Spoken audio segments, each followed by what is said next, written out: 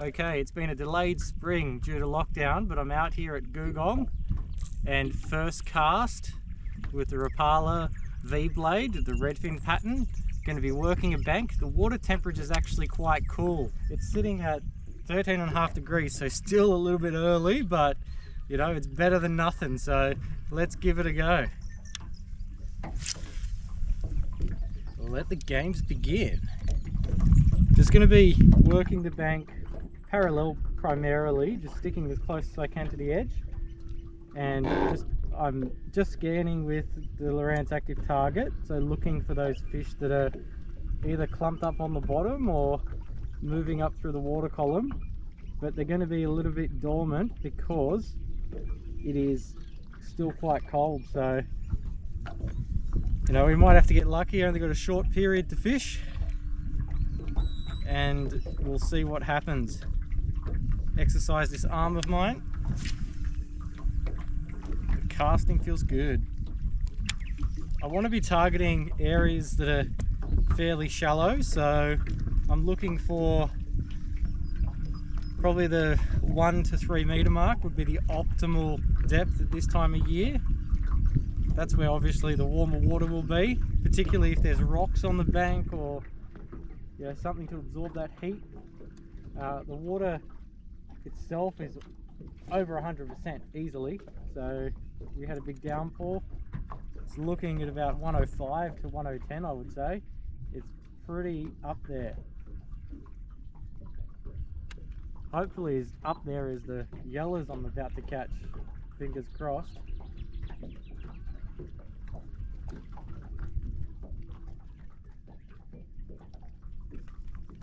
There's nothing on the sounder that I can see at this stage, but that doesn't mean they're not there, because when they're sitting fairly dormant, they're going to be holding the bottom really tight or up amongst the trees and the shrubs, so they can be very hard to see.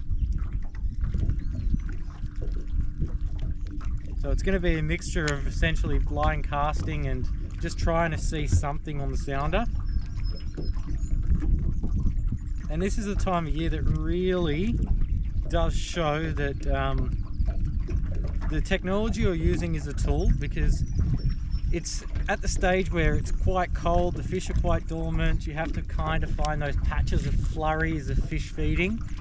So it's going to really indicate that yes, you might be able to see them, but getting them to hit the lure is another thing. So that's why I like to think of all the electronics as a tool. Okay, I'm just going to switch up to the Rapala Rip and Wrap, the perch pattern. This is a good old faithful for me. I'm doing that because it's my most confident golden perch lure, so I'm going to be using that to get my first one on the board. Then I'm going to start playing with other things. So good thing at the start of spring when those fish are just starting to move and feed and do their thing, just try and use a lure that you're comfortable with, because that's going to give you the best opportunity to fish the water column as effectively as you can. Having the trust in the lure is a huge key, and a lot of people underestimate that. So that's a good little tip, just to get out there, throw your most comfortable lure, work it, and just really focus. And with this, all I'm doing is getting it to the bottom. I'm using really fluoro colored line for the fact that I can see the little hops and I can see the line hit the bottom, so I can effectively work it off the bottom with those little hops. It's just like your saltos if you're bream fishing or flatty fishing. Flatties on the flats, just bouncing up and down, vibing or plasticking. It's very similar. It's just a 1-2 or a 1 or a 3 hop. Just work out what those fish actually are going to react to, and just put that into practice. And you know, that was a bit of a snag that got me a little bit jumpy, but let's see if we can pull a fish or two now and continue up this bank. Okay, so fishing is continuing to be very tough. I've spent about half an hour working a bank and just moseying my way down, and I've been seeing fish, they're not reacting. I actually had one react. The rest of them just would spook, which I guess is a reaction, but what we have here now is a little corner which is super shallow, only about 1 meter, but there's water flowing in quite hard through this creek overnight. We've had a lot of rain, even though it's super shallow, super sticky. The yellers may well be up in that, because wherever there's flow, there's food getting washed in and debris, and the fish will filter through all that looking for those morsels, those worms and anything that washes in, those insects, the bugs. And I'm just going to give that a little bit of a whirl. And the same goes if you're fishing a bank like there is behind me here, where there's literally like a little tiny funnel of water coming down. Same sort of thing. Fish will adapt to the situations around them, so we've got to think like the fish. And often you'll find golden perch all up in that shallow stuff early spring, as it is now. Water's only 13 degrees. We're looking for those fish that are going to be sunbaking on the edge, and hopefully that's one of the big 60+ centimeter monsters that are in here. I'm using a rip and wrap here, so I'm using assist hooks, which is going to limit the snags that I do get. And if you're fishing weedy places like Lake Windermere and slimy places, having your assist hooks is a perfect way of navigating through that slimy crap, essentially, most effectively. You're always going to get hung up, but it just limits it, and it's a considerable amount. And even just cutting that down to half is a really big thing when we're talking about percentages and trying to maximize the time your lure's in the water fishing effectively. And especially when those, well, natives in general, but golden perch as well, have that habit of switching on and off very quickly. Oh, I can see golden perch way up in there in the shallows, and I'm talking in about a meter and just a meter of water. So I've located it.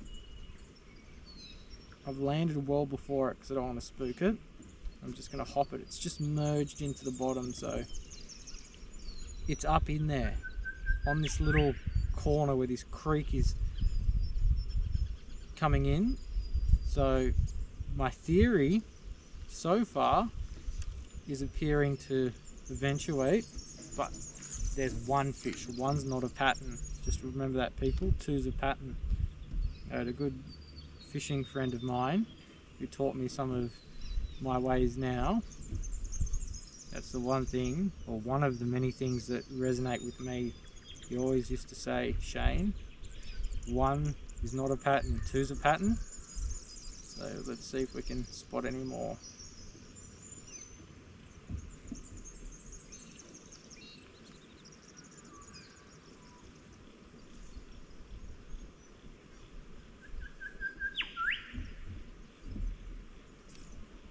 Oh, there's a fish there. 100% that's a fish right there. So that's the second one.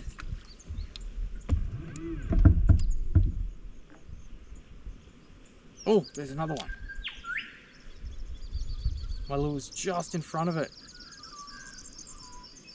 Doesn't want to come down though. It's just sitting there.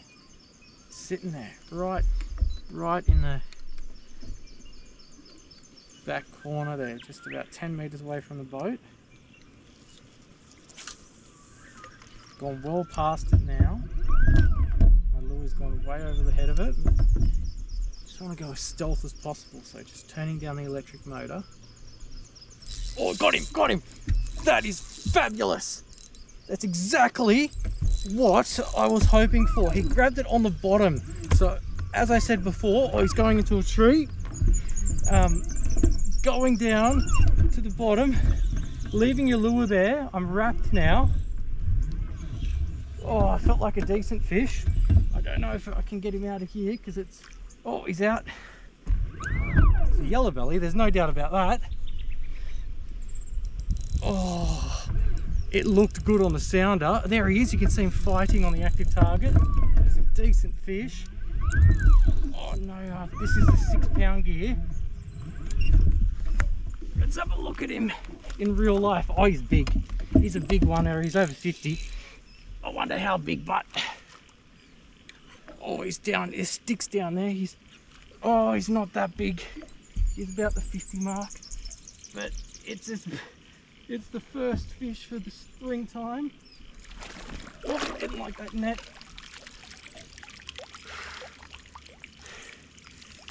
Come on, buddy. So it's all about thinking like a fish. He's hooked in the side gills too. Oh no, he's got one hook in there. Oh, but he is over 50. Oh. And when I say he's not big, I'm talking about dugong big, but he is a big fish. Look at that. Nice big fat dugong football of a golden perch. Think like a fish. That's what it's all about. Water's running in behind me here. I mentioned that morsels will be coming in, washed in, fish will be sifting up the bank, and this one has got that Rapala Rip and Wrap sitting in its mouth, or the edge of its mouth, but it's got that assist hook, and that's what I was talking about, people. The assist hook. That's the Rapala VMC light jigging assists, which are actually very strong. They're made for the salt, but adapting is the big key early spring particularly. That is what we're talking about. Let's give you a proper look. Okay, people, it's not the biggest. It's over 50 quite easily, but it's not a 60. But look at that.